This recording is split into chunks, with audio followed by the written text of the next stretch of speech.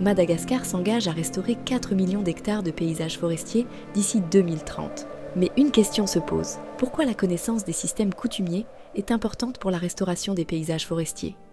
La tenure foncière locale est cruciale, mais les systèmes coutumiers sous-jacents sont souvent ignorés par les initiatives de restauration de paysages forestiers. La sécurité est liée à la possession de titres de propriété. Pourtant, les communautés peuvent se sentir en sécurité, avec ou sans titre. When projects come in, they think that they know the land tenure situation, possibly because people have titles or they don't have titles. There's some kind of formal tenure on the books. But the systems that actually govern the way people use land, the way people make decisions about land, are the customary systems. And customary systems are incredibly varied and incredibly complex and difficult to understand. L'agroforesterie est une forme de restauration de paysages forestiers. Le VIL est un système agroforestier traditionnel malagasy qui offre un réseau de sécurité permanent pour les communautés locales. Il faut que nous sachions que lorsqu'on parle de restauration des paysages forestiers, nous avons toujours tendance à se référer au reboisement classique, alors que, selon nos expériences sur terrain dans nos centres d'intervention, il y a des initiatives locales déjà adoptées par les communautés. Je peux prendre l'exemple de l'agroforesterie traditionnelle qu'ils appellent communément VIL. Il est essentiel de comprendre ces systèmes existants et de réfléchir à comment les soutenir, plutôt que d'imposer des idées préconçues.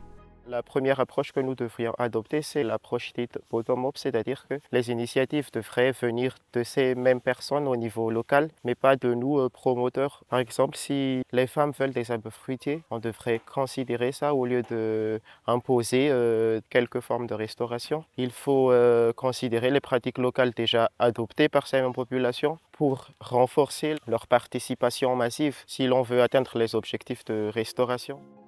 L'apprentissage mutuel entre les acteurs de la restauration avec les communautés et les leaders locaux permet d'assurer la poursuite des efforts de restauration sans intervention extérieure mais surtout par autodétermination. Ainsi, CIFOR-ICRAF a adopté la méthode PPA ou Participatory Prospective Analysis. L'analyse prospective participative, c'est une méthode qui permet de se tourner vers le futur afin de pouvoir planifier le présent. Et une des idées maîtresses qui justifie le PPA, c'est l'autodétermination, c'est-à-dire que les gens gagneraient mieux à déterminer le futur vers lequel ils veulent aller et à faire des actions dans ce sens-là. Un autre aspect extrêmement important de l'approche, c'est que quand on fait le PPA, on doit absolument utiliser la langue que parlent les gens.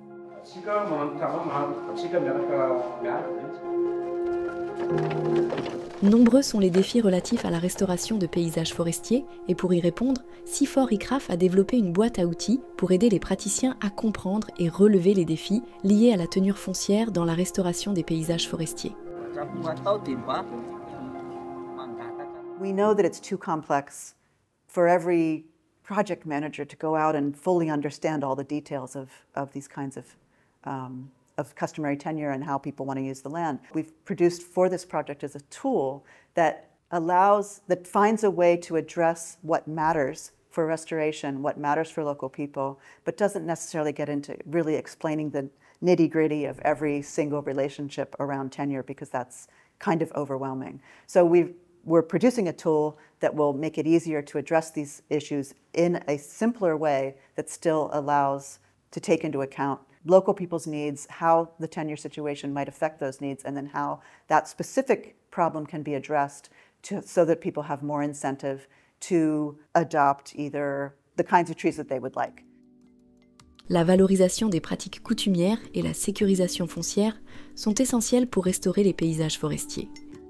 Ensemble, nous pouvons améliorer les moyens de subsistance des communautés et atteindre les objectifs de restauration tout en créant une harmonie entre les populations et leurs environnements.